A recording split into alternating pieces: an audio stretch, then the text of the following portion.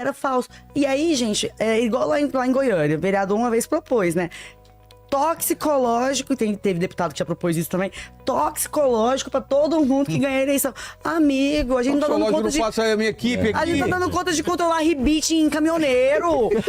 Realiza. Eu fico braba com esse trem, porque meu pai morreu no acidente de carro na BR-153, bateu de frente com um caminhoneiro. Meu pai dirigindo o carro da nossa família, bateu de frente com um caminhoneiro.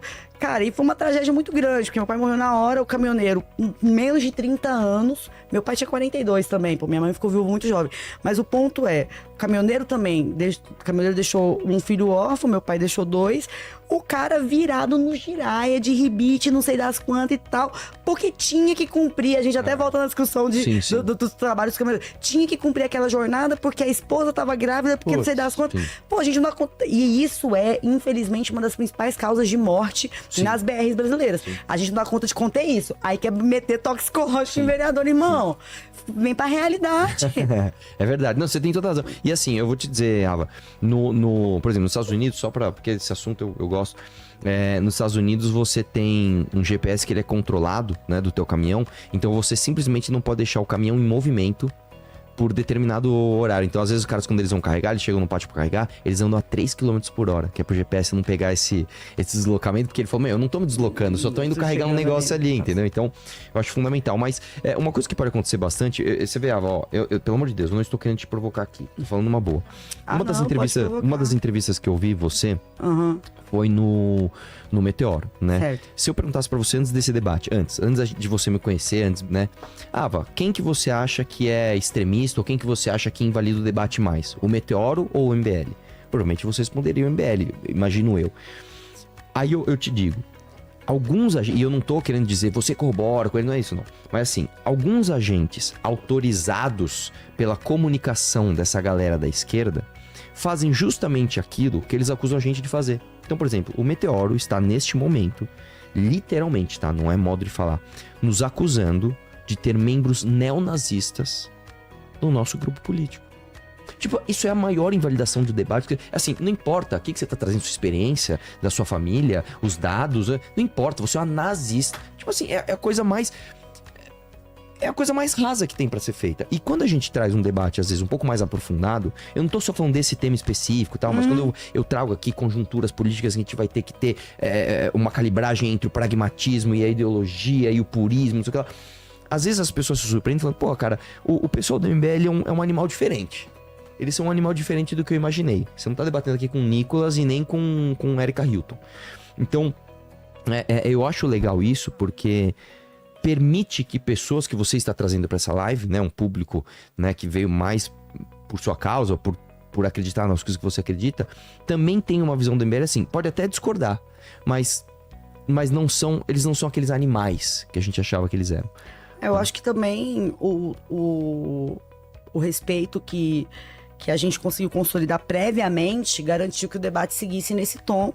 Eu não opto em primeira mão ou primeira opção pela selvageria, mas se for preciso também eu vou pra selvageria. Afinal de contas, 14 horas de trabalho de parto. Tem uma fera em mim disposta a entrar em campo. Você tem uma voz forte, meu. Se você começar a falar alto aqui... Exatamente. Você parece a Mara Maravilha também. Já falaram isso? Nunca tinha me falado isso, mas essa é uma boa. No assim, chat?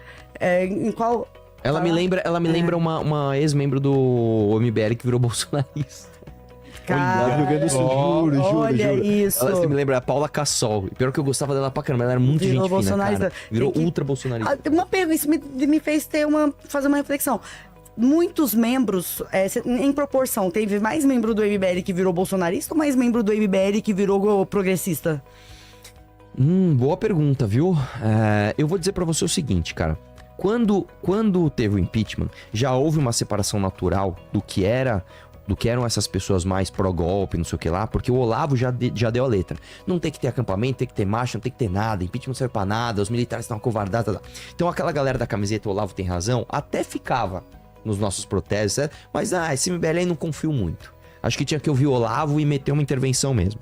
Então essa galera já ficava pro outro lado.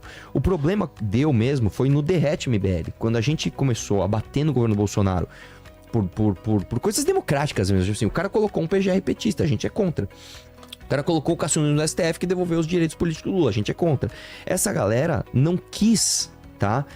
E essa é a minha visão, não quis bater de frente com uma onda gigantesca, porque o Bolsonaro em 2019, ele era indestrutível. Ele era assim, não... Tenta você, em 2019, falar um A do Bolsonaro na rede. Não tem como, ainda mais você sendo de direita. Não tinha como. E o incentivo... Mas vocês tentavam ou não? Não, a gente não tentava. Acreditavam naquela onda também, né? A gente acreditava não no Bolsonaro em si, a gente sempre soube que ele era um jumento, mas pelo pragmatismo, assim, porra, o cara tá com o Paulo Guedes, o cara tá com o Moro, o cara tá com o Mourão, isso tem como andar. E foi um total desastre, todos eles, né? Só que o lance foi o seguinte, quando a gente começou a bater, o sistema de incentivos era, não bata, porque esses caras destruíram reputações e quando você tava do lado dos caras, você inclusive ganhava dinheiro. Por exemplo, você pega o Brasil Paralelo, o que é o Brasil Paralelo? O Brasil Paralelo é uma empresa que vende produtos caros para pessoas hiper engajadas que acreditam, por exemplo, que o Weintraub é um exemplo de ministro da educação. Que acredita em estratégia de tesoura de Olavo de Carvalho. Então... Você cita muito o Olavo, vocês tinham uma relação próxima? Não, cara, eu nunca fui próximo do Olavo. Mas o MBL já teve? Nunca. Uma vez o Kim participou de um coffee, quando em 2013, sei lá, que nem era do MBL. E aconteceu algo assim, mas eu acho que o Olavo, ele foi um ponto marcante para o que se chama de direita brasileira. Primeiro, assim, vamos também dar os louros do que ele fez. Ele foi um dos caras que lá atrás viu que o Brasil não tinha direita. Falou, gente, não existe direita no Brasil, tá? Você acha isso? Eu acho. Se você pega, por exemplo, em 1992, não tinha direita no Brasil. Tinha o Enéas sendo chamado de maluco. Mas, enfim, eu nem quero aqui ficar concordando com o Olavo de Carvalho, não. Quero falar mal dele. Só que aí, no fim das contas, o cara tava lá, não existe direita, existe Bolsonaro. Então, porra, cara, olha o que você virou também, né? Tem que ter intervenção militar pra prender a Dilma. Então houve essa divisão e a galera que depois ficou com o bolsonarismo ficou por conta de... Não de ideologia, não por acreditar mais no Bolsonaro, mas por causa de um sistema de incentivos, inclusive de like, fama, dinheiro, que fez com que esses caras ficassem se perpetuando. O que foi um erro também do Bolsonaro, porque quando você monta um exército de mercenários, a hora que o bicho pega, é cada um pro teu lado, meu. Entendeu? Isso, inclusive... O Marçal é o maior exemplo disso. Chegou o Marçal, o exército dividiu, meu. Inclusive, esse é um negócio que é complicado, por quê? Porque o bolsonarismo destruiu a direita brasileira, causou danos para a direita brasileira gigantescos. E hoje a gente tem uma representação do debate de segurança pública muito empobrecido, porque os deputados que eram delegados perderam a eleição e foram substituídos por CACs. Então o bolsonarismo tirou o cara que era delegado, que era policial, que era não sei das quantas, e trouxe à tona o dono do clube de tiro, o CAC. Então você tem uma bancada muito maior de CACs do que de policiais hoje. E ele também tirou o cara que representava a pauta conservadora, que era o pastor e não sei das quantas, e substituiu por youtuber. E eu acho isso um problemão, porque o youtuber, ele desqualifica o debate se ele for meramente um youtuber. Então, vou dar um exemplo do meu estado, cara. Você tinha lá, no meu estado, um cara como João Campos, que era um deputado federal de direita, pastor da Assembleia de Deus e policial, delegado da Polícia Civil. Eu tenho várias discordâncias dele, mas eu sei onde encontrá-lo. Todo domingo, ele tá lá na igreja da Assembleia de Deus, porque ele é casado com a Hilda, ele é professor da escola dominical, ele é pastor de verdade. As emendas que ele destinava pra Polícia Civil. Esse cara perdeu a eleição para um Gustavo Gayer. Sim, que é um cara que não tem lastro comunitário, que não representa de maneira quantitativa uma população de evangélicos, porque ele também não é evangélico, mas ele diz que ele defende Deus, pátria e família. Eu tô citando ele como exemplo, mas os caras todos lá que assinaram a urgência da PL do estupro, a maioria deles não é ligado a igrejas, é ligado às comunidades virtuais. Sim. Então eu penso também que num debate que a gente queira qualificar os quadros, tanto de direita como de esquerda, a gente precisa diminuir o volume de youtubers produzindo mandatos e trazer mais pensadores da política e trabalhadores da política. Eu diria pra você o seguinte, existe uma... Eu nem colocaria a culpa na rede social, porque antes da rede social você basicamente... Não, isso é a culpa do Bolsonaro, não é da rede social não, o bolsonarismo que fez isso. Mas eu vou discordar um pouco de você, porque é o seguinte... Antes da rede social ou do bolsonarismo... ou você é youtuber também. Também, né? Mas além disso, antes da rede social de uma forma geral, né? Você ficava sob a hegemonia de grupos de comunicação que basicamente dominavam qualquer tipo de comunicação de massa. Então, por exemplo, se você não tinha amizade com alguém de um jornal, de uma rádio, ou de uma televisão, ou de um líder comunitário, ou de alguém que faz um trabalho partidário já de anos, você simplesmente estava fora do debate. O problema é, e aí você no começo do debate também diagnosticou isso muito bem falando de sindicatos, o pêndulo ele vai fazendo assim até que ele chega no equilíbrio. O que houve no Brasil agora foi que a gente teve uma explosão de políticos de rede social e como no Brasil, eu adoro essa discussão, como no Brasil nós temos uma crise de identidade, o avatar virtual, ele tá muito distante do que você é na vida real. Então eu vou dizer pra você, e olha, aí eu vou ter que te falar uma coisa, Alan. Aí eu vou ter que te falar uma coisa, tá? Lança braba. Não, eu vou te lançar uma braba aqui. Eu vou te dizer que os avatares virtuais da galera de direita, ainda que sejam extremamente caricatos, eles são igualmente ridículos aos avatares da esquerda. Por exemplo, uma vez o Glauber Braga encontrou o Renan Santos sei lá, acho que foi no Congresso. Ele chegou pro Renan e falou assim: olha, eu acho vocês execráveis, viu?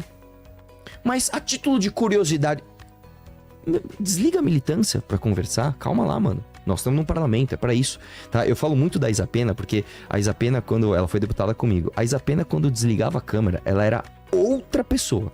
Gente fina, ia no gabinete, a gente conversava e tal. E eu nunca podia ir no gabinete dela, falava, imagina, se entrar no meu gabinete, a minha turma me mata. Então existe essa patrulha, inclusive, da esquerda, para que você se mantenha na militância, para que você se mantenha no avatar. Então eu acho que no Brasil, a gente vai entrar numa discussão bastante profunda.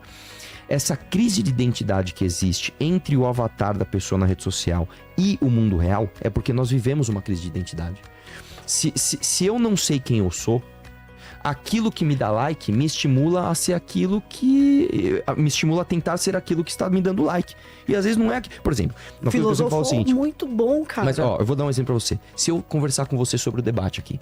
vamos debater no Vilela? Vamos. Que tema você quer? Aí você fala assim... Arthur, eu não gostaria de debater PEC 6x1.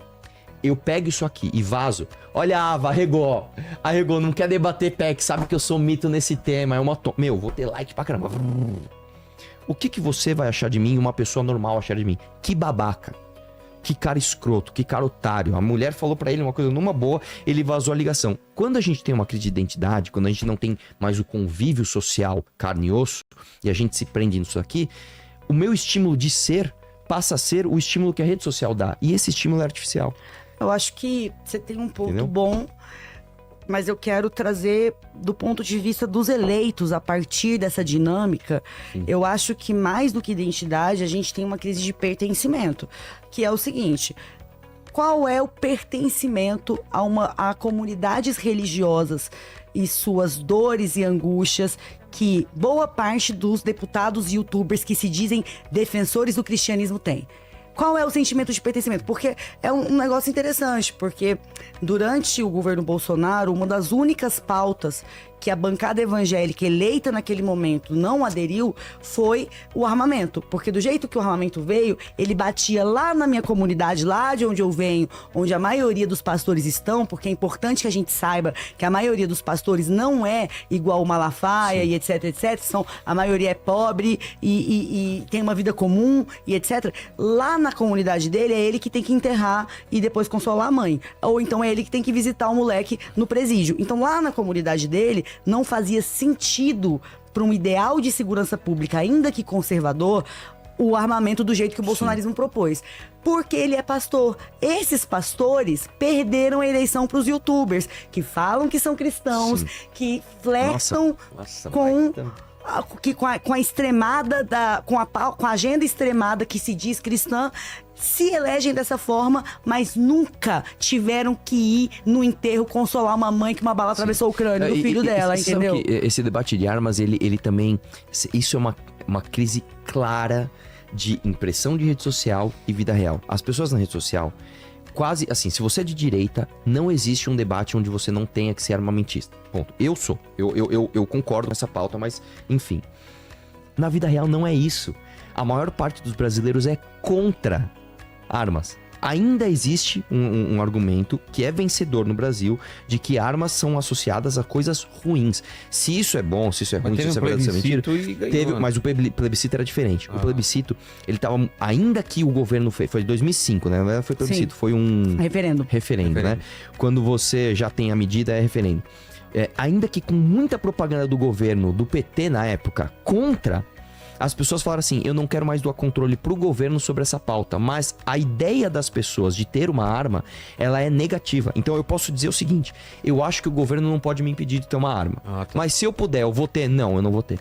Esse é o pensamento dominante no Brasil. Que é muito se isso diferente é certo ou errado, do é outra debate história. que o bolsonarismo propôs. O debate que o bolsonarismo propôs não tem nada a ver com isso. O debate foi, nós vamos diminuir o valor, aliás, nós vamos aumentar a quantidade de munição que uma pessoa pode ter, nós vamos aumentar a quantidade de arma que uma pessoa pode ter, nós vamos diminuir os critérios para que essa pessoa tenha. E aí virou o que virou.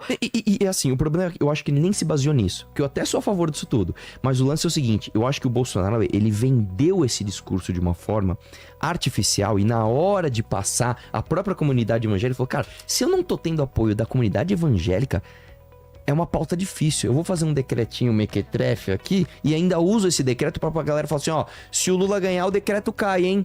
E foi isso que ele fez, ele enganou todo mundo. Mas eu acho que o Bolsonaro, no fim, ele nem trouxe o debate pra onde deveria ser. Vamos falar de dados, vamos falar de liberdade individual. Não. Ele ficou nos jargões. O bandido não precisa de permissão pra matar teu filho. Pô, é verdade, tô com esse cara. Então, ele ficou tão nesse debate ultra raso e ele elegeu uma renca de pessoas que na internet perpetuavam esse discurso que simplesmente não houve debate. E isso parte da crise, você falou, a crise de pertencimento. Se você não sabe quem você é, você não sabe ao que você pertence.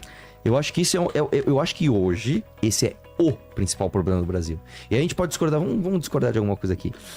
Uma das coisas que eu acho que é um problema pra nós é que eu não sei como foi no seu sistema educacional, nas escolas que você passou, mas eu sempre aprendi na minha escola, infelizmente, a ter vergonha do Brasil. Eu sempre aprendi isso. Por quê? Eu sempre aprendi que é o seguinte. Eu lembro tudo, eu tenho uma memória fotográfica para meus momentos de infância. Eu lembro que eu ia em peças, eu lembro até hoje. Eu fui numa peça que era na balada aqui em São Paulo, sabe? Era uma balada que chamava Teatro Mars. Antes ele era um teatro. E eu fui numa peça que chamava Tietê Menino. Eu nunca vou me esquecer. Era um monte de índio brincando no rio Tietê. Aí chegavam os portugueses e matavam todo mundo. Então eu aprendi na escola que aqui era um paraíso, né? Os índios, tudo azul. Não é. Todo dia era dia de índio. Eu achava que era isso. E aí chegaram um bando de portugueses e mataram todo mundo. E nós não temos heróis nacionais. E eu perguntava pro meu pai, você foi do quê? Eu sou filho de português. Que vergonha. Então eu acho que parte da culpa da gente não ter pertencimento é a falta de autoestima que não é promovida, inclusive, nas nossas escolas. Caramba, interessante você falar desse sentimento, porque o que eu vejo é exatamente o contrário. A colonização portuguesa ser ensinada como muito bem sucedida, como um modelo que deu certo, um modelo que conseguiu estabelecer uma democracia racial. Eu tive isso na escola, essa visão que eu tive. Numa democracia, exatamente. Bandeirantes como heróis. Exatamente. Não, eu nunca tive aula de bandeirantes como heróis. Sério? Cara, a gente tem... Mas aí, assim,